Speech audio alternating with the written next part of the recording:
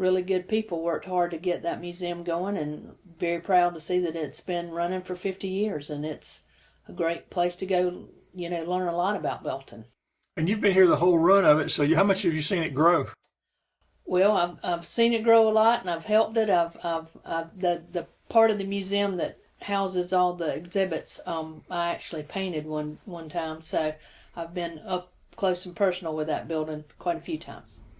And their events continue to carry on. Right. And coming soon with their Standpipe, they'll have their Heritage Days. So. How many years is the Standpipe Festival now? Do you know? Oh gosh, I don't off the top of my head. I can't remember it not going on. It was started by the Belton Area Partnership, and now it's its own event, so to speak. So it's been going on a long time. It's less than a month away, and of course right. the Heritage Days lead up to that. The museum has those. Correct. For people who haven't been to Heritage Days, remind them what they have out there. They invite the schools in to come and teach the students how, how the skills of the past, that like the candle makers and soap people, and they have a basket weaver coming, a shingle maker, story quilter, beekeeper, colonial toy maker, Harriet Tubman reenactor, Davy Crockett reenactor, stained glass maker.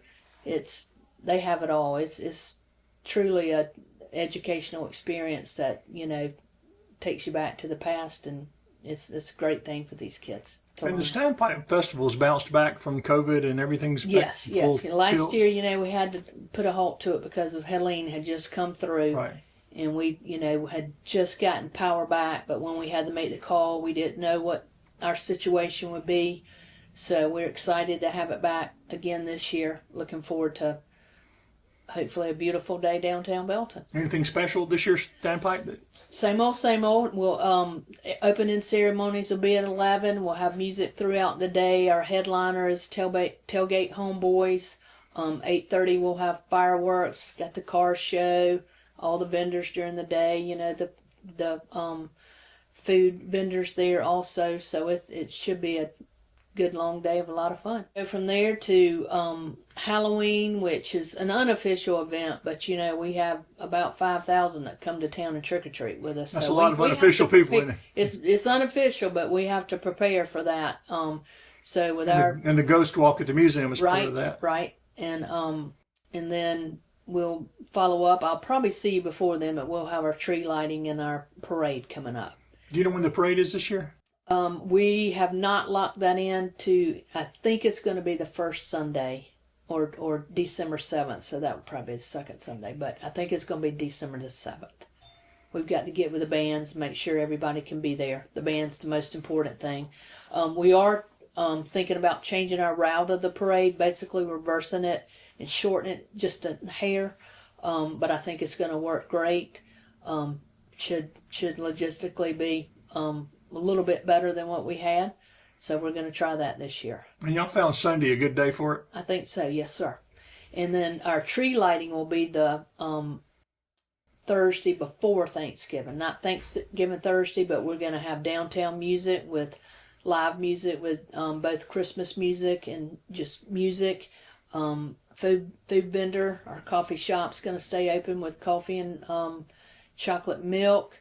The stores will be open if they want to be. So we're going to kind of have just a nice downtown gathering, light the tree, mingle, listen to music. Kind of hallmarky. Hard to believe that's closer than you think. It's real close. What else is growing here in Belton? What's going on? Let's talk about housing first. You got any housing starts? Still have when the lot comes available, somebody puts a house on it. We have the 4 projects that are out there. Nobody has begun yet. So waiting on that. But that relates to that. We just signed 2 resolutions for $2 more million towards our infrastructure grant that we got that we owe no money towards. So that gets that total up to $16 million, which will, allow us to accommodate all this growth. So we've got that moving, which is always a good thing. And how about new businesses? Eastern Engineered Wood Products. They're moving dirt now. If you haven't seen that site, it is quite quite a sight. It's big. And it's expected to grow pretty fast once they get moving, right? Right. So it's been fun watching that, transform into what it's going to be. We've got 2 exciting businesses that are very close to being here. Both of them have one wrinkle. One is a business that is actually already in Anderson County, but they're going to relocate inside the city limits of Belton. If we can get that one wrinkle handled, it's kind of out of our control, but we feel very hopeful it's going to happen.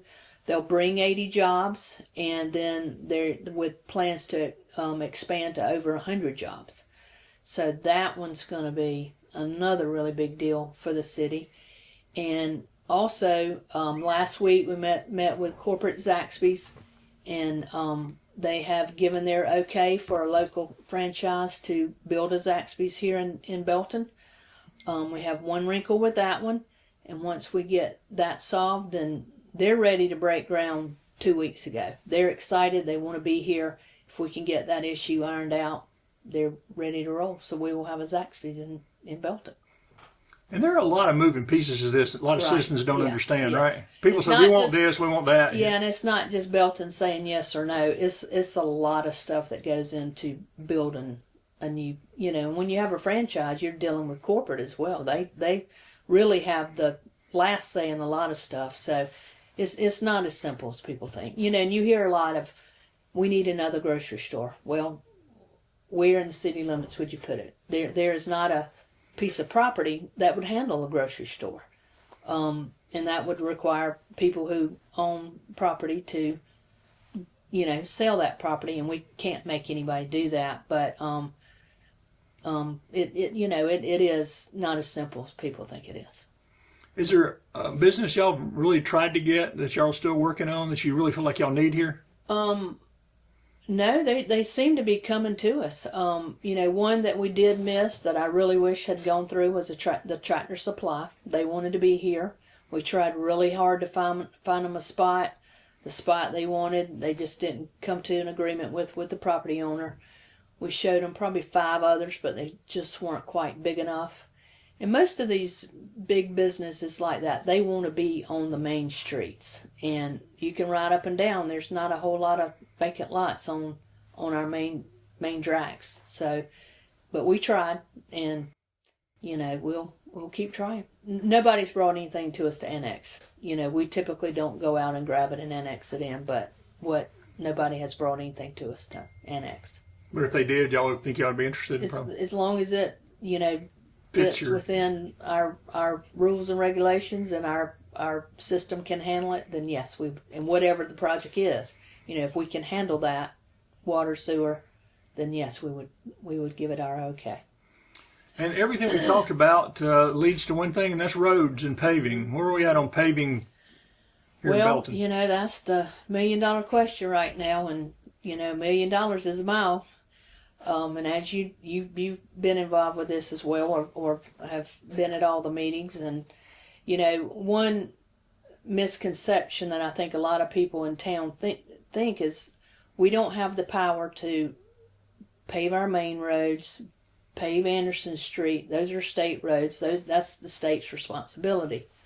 The city of Belton is part of Anderson County, which is 8 municipalities, and the county itself, which is about 1,900 miles of road. Typically, we get $4 million from the state to pave 1,900 miles, which, if it's $1 million to pave a mile, we're all fighting to get $4 million. It's not hard to do that math. So I personally will be voting yes for the tax because I don't see any other way to get it. We're talking about the referendum in November. Yes. That would be a penny sales tax that would go straight. Right. And sorry, I jumped to that. Oh, that's okay. Well, no, I mean, it's good to remind people too that Belton had input on which roads should be priorities in that list that's going to be voted on. Right, and we gave them our worst roads, and the commission, they developed the plan, and it cannot stray from that plan whatsoever. Overall, how would you grade the roads as they are right now, and just around Belton here in the city?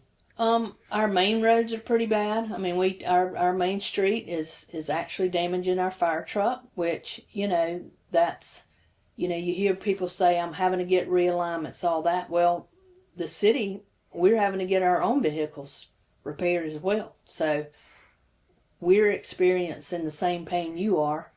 And so we're trying to figure out how to fix that. And I don't know of any other plan that's out there on the table right now. So I think it's a good plan. But, I mean, I've seen worse. I do a lot of traveling. And I can tell you there's a lot of towns that are a lot worse than we are. But we do need some paving, no doubt. And speaking of November, I know there's an election here. What parts of your council are up? What wards are up for re-election here? 1, 3, and 5. And y'all stagger yours, so no mayor is just 1, 3, and 5. And right. Okay. Mayor and 2, 4, 6 will be in November of 27. So that's Mark Spence, Russ Teisel, and Joshua Hawkins. And they all signed up to run again, and no opposition, but they will still be an election.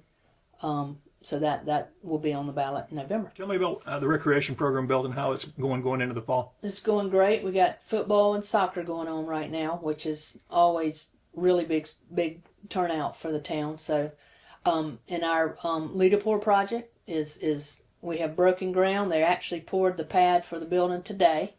So probably in about a month, you'll really see a difference out there. But that's the $900,000 project where we're building a new concession stand bathroom out at leader-pour.